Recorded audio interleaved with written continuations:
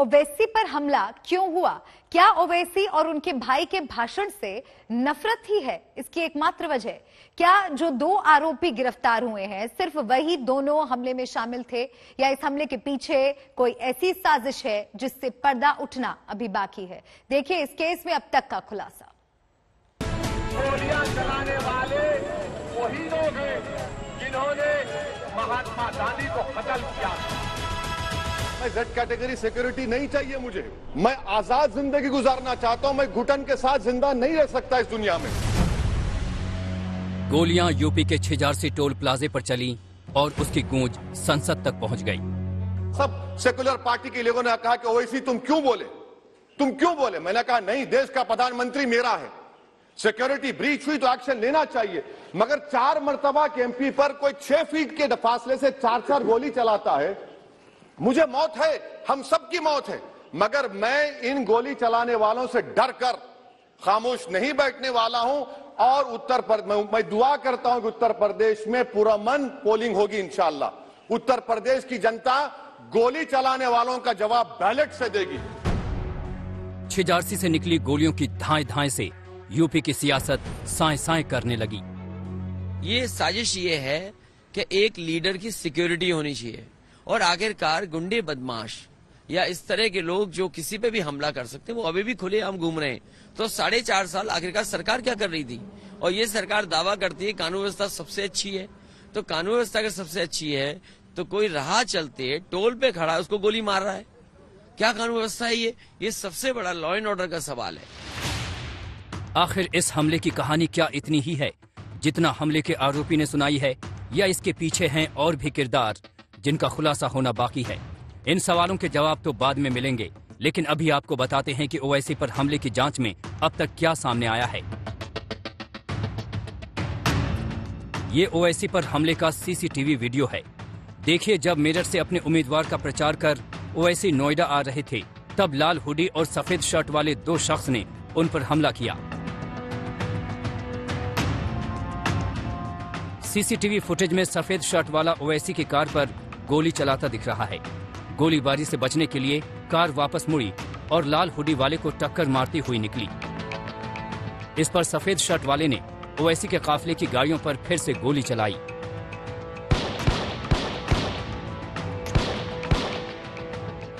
हमले के आरोपी सचिन और शुभम से पुलिस ने लंबी पूछताछ की है। आज तक के पास पुलिस में दर्ज बयान की एक्सक्लूसिव कॉपी है, जिसमें सचिन और शुभम का कबूलनामा है, जिनका मकसद ओवैसी की जान लेना था।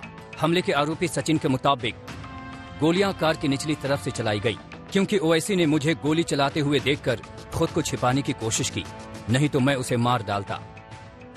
आपने ओवैसी की गाड़ी में गोलियों के निशान देखे होंगे। गोलियां कार के निचले हिस्से में चलाई गई, जिसे लेकर कई बयान सामने आए। सचिन ने पूछताछ में उसकी वजह भी बताई। मेरी पिस्टल की मैगजीन में 5 गोली भरी थी। मैंने जैसे ही पहली गोली चलाई, ओवैसी ने देख लिया और जान बचाने के लिए कार के नीचे बैठ गए। तब मैंने गाड़ी के नीचे की ओर गोली चलाई। मुझे उम्मीद थी कि ओवैसी मर गए होंगे। आज तक को मिली जानकारी के मुताबिक फोरेंसिक टीम ने ओवैसी की गाड़ी से 3 बुलेट बरामद की है। हालांकि दोनों ने साफ किया कि उनका किसी भी राजनीतिक पार्टी से संबंध नहीं है, न ही इस हमले का कोई मास्टरमाइंड है। दोनों दोस्तों ने मिलकर प्लान बनाया, जिसकी वजह उन्होंने ओवैसी और उसके भाई के भड़काऊ भाषण को बताया। ये शहादत का जज्बा अगर सीनों में आ जाएगा तो खुदा की कसम, ये कोई गौ रक्षक, ये कोई बजरंग दली, कोई भी आरएसएस वाले, कोई भी हमारा बाल भी विंगा नहीं करता। पुलिस में दर्ज बयान के मुताबिक दोनों 15 दिन से लगातार ओवैसी का पीछा कर रहे थे।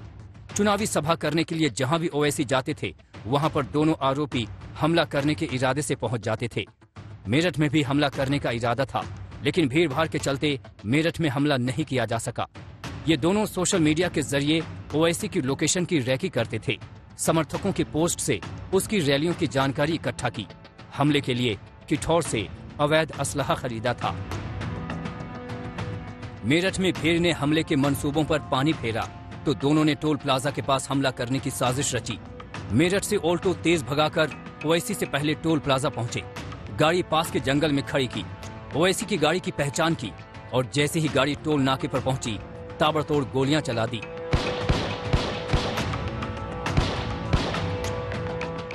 2018 में शुभम और सचिन की मुलाकात हुई और कट्टरवादी विचारधारा के चलते दोनों की दोस्ती हो गई, जिसके बाद ओवैसी पर हमले का प्लान भी 2018 से बनाना शुरू कर दिया।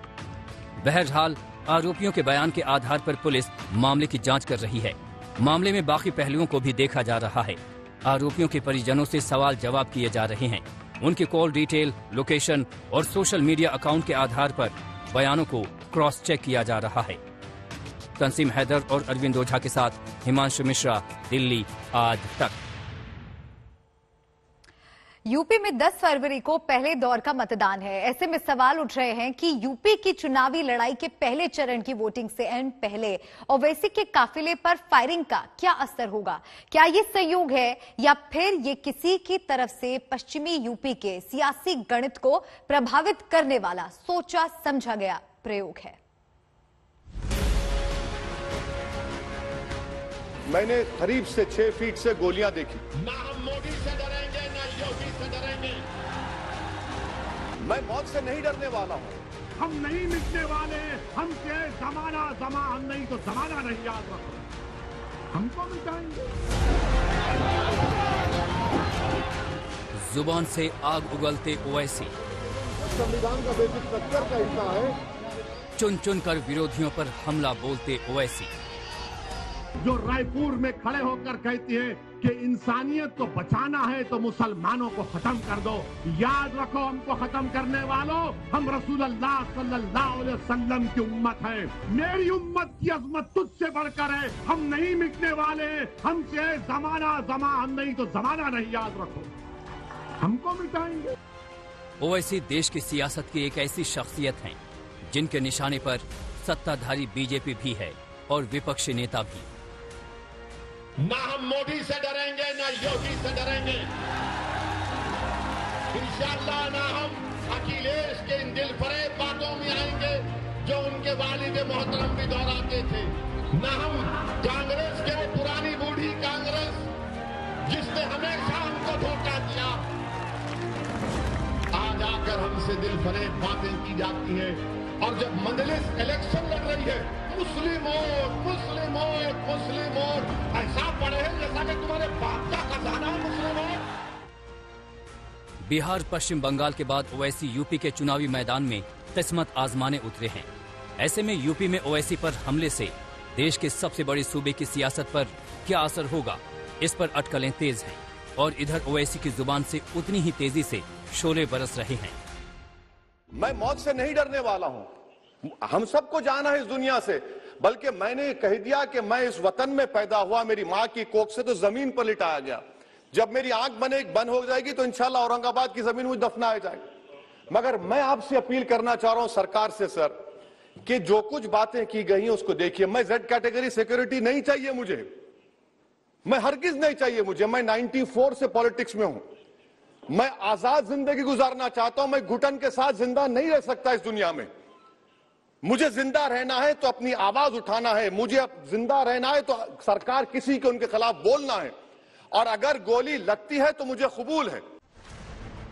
गुरुवार की शाम जब ओवैसी मेरठ जिले के किठौर क्षेत्र में एक सभा करने के बाद हापुड़ गाजियाबाद होते हुए दिल्ली जा रहे थे तो छिजारसी टोल प्लाजा पर उन पर हमला हुआ था। इस हमले के बाद सरकार की तरफ से ओवैसी को Z श्रेणी की सिक्योरिटी देने का ऐलान किया गया। मैं Z कैटेगरी नहीं चाहता हूं सिक्योरिटी, मुझे A कैटेगरी का शहरी बनाइए। आप मुझे A कैटेगरी का शहरी बनाइए ताकि मेरी और आपकी जिंदगी बराबर हो। बड़ा सवाल यह है कि ओवैसी पर हमले का चुनाव पर क्या असर होगा? क्या मुस्लिम वोट ओवैसी के पक्ष में लामबंद होगा? अगर मुस्लिम ओवैसी के लिए लामबंद हुए तो जाहिर है इससे समाजवादी पार्टी को भारी नुकसान होगा। इन अटकलों को बल ओवैसी की सभा में उमड़ने वाली भीड़ से भी मिल रहा है। ये मेरठ का सिवाल खास है, जहां पिछले हफ्ते ओवैसी के डोर टू डोर कैंपेन में भारी भीड़ उमड़ी। चप्पा चप्पा ओवैसी के समर्थकों से भर गया।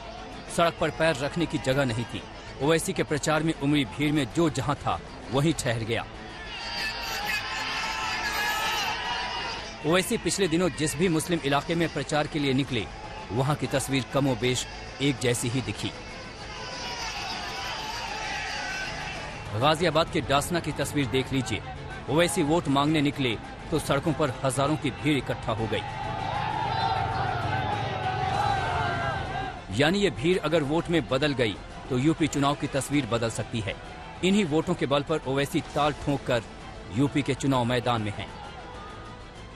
ओवैसी ने इस बार 100 सीटों पर लड़ने का ऐलान किया है, जिसमें अभी तक वो 66 उम्मीदवार मैदान में उतार चुके हैं, जिनमें 55 मुसलमान और 11 हिंदू शामिल हैं।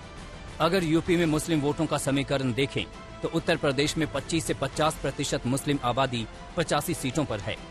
मुस्लिम प्रभाव वाली ये 85 सीटें उत्तर प्रदेश के 14 जिलों में हैं, जो पूरब से लेकर पश्चिमी उत्तर प्रदेश में फैली हुई हैं। 2017 के चुनाव में इन 85 सीटों पर बीजेपी को 40.4% वोटों के साथ 64 सीटें मिली थीं, जबकि समाजवादी पार्टी को 23.4% वोटों के साथ 16 सीटें मिली थीं। 2017 के आंकड़े बता रहे हैं कि इन 85 सीटों पर जहां 40% से अधिक मुस्लिम आबादी थी, वहां समाजवादी पार्टी का प्रदर्शन बेहतर था। समाजवादी पार्टी के जब से इलेक्शन कैंपेन शुरू हुआ है, मैं आपको जिम्मेदारी के साथ कह रहा हूं कि एक भी अखिलेश यादव हो या जयंत चौधरी साहब हो या उनकी जो सहयोगी पार्टियां हो, वो लफ्ज मुसलमान का नाम लेने से कतराते हैं। और दूसरी बात यह है कि अखिलेश यादव के एक सहयोगी पार्टी के नेता ने यह कहा कि अखिलेश यादव ने 45% मुसलमान नेताओं के टिकट काट दिए। जब मीडिया ने पूछा कि क्यों, तो उसने कहा कि मुसलमानों में एक नशा है। तो बताना ये चाह रहे हैं कि हिंदुत्व के ज्यादा वफादार कौन है, कौन बीजेपी से बड़ा उस आइडियोलॉजी पर अमल करेगा, तो ये हो रहा है। अब की बार अधिकतर सीटों पर मुस्लिम वोट अखिलेश यादव को मिलता दिख रहा है, लेकिन ओवैसी के लिए उमड़ी ये भीड़ ये भी वोट में तब्दील हो गई तो अखिलेश का खेल बिगड़ सकता है। यही वजह है कि इस हमले के पीछे समाजवादी पार्टी को मिली भगत दिख रही है। हमला किसी पर भी हो वो दुखद है, लेकिन अगर हमला सोची समझी रणनीति से हो। हमला करने वाले कौन हैं? भारतीय जनता पार्टी के गुंडे हैं। उनकी तस्वीरें किनके साथ हैं? उप मुख्यमंत्री के साथ हैं, केंद्रीय मंत्रियों के साथ हैं। तो ये बीजेपी सरकार ने हमला कराया है जानबूझ करके कि पश्चिमी उत्तर प्रदेश में ध्रुवीकरण हो जाए। इसकी जांच होनी चाहिए। जांच तो पुलिस करेगी, बाद में निकलेगा, लेकिन जनता ने जांच कर ली है कि ये मिली भगत ए टीम बी टीम का साझा समझौते की फायरिंग है। समाजवादी पार्टी के डर के पीछे बिहार का उदाहरण सामने है। बिहार में ओवैसी भले ही 5 सीट जीतने में कामयाब हुए थे, लेकिन उन्होंने आरजेडी नेता तेजस्वी यादव का समीकरण बिगाड़ दिया था। इसलिए ओवैसी पर हमले के बाद उनके प्रति अगर जरा भी सहानुभूति मुसलमानों में पनपी तो इसका सीधा नुकसान अखिलेश के गठबंधन को हो सकता है। आज तक ब्यूरो।